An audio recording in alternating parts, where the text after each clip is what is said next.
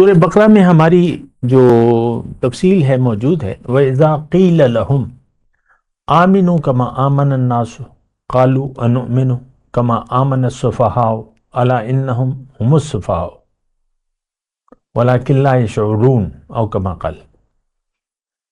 جب یہ نام نہاد مسلمانوں سے کہا جاتا ہے، مدینے کی بات ہو رہی ہے، سورہ بقرہ کی آیت ہے، 2 ہجری اس کا نزول ہے سورہ بقرہ کا۔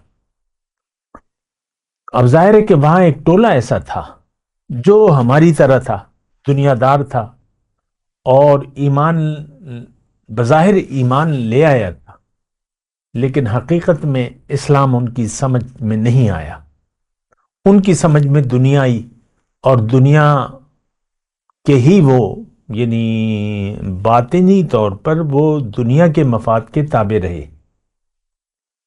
بالکل مدینے کے منافق اور ہم ایک جگہ ہے، حذو النعل بالنعل، یا یہود، مدینے کے یہود اور آج کا مسلمان بالکل ایک پڑلے میں ہے۔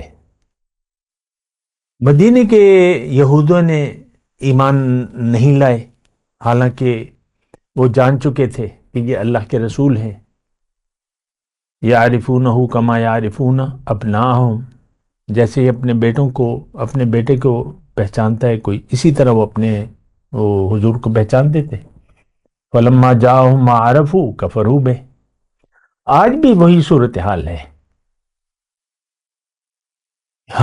یہ تو میں شہادت دیتا ہوں کہ آج کا مسلمان حضور صلی اللہ علیہ وسلم کو اللہ کا سچا پیغمبر سمجھتا ہے، یقین ہے اس کا، لیکن جو تعلیم ہے، جو دعوت ہے حضور صلی اللہ علیہ وسلم کی، وہ ہم ماننے کے لیے تیار نہیں ہیں۔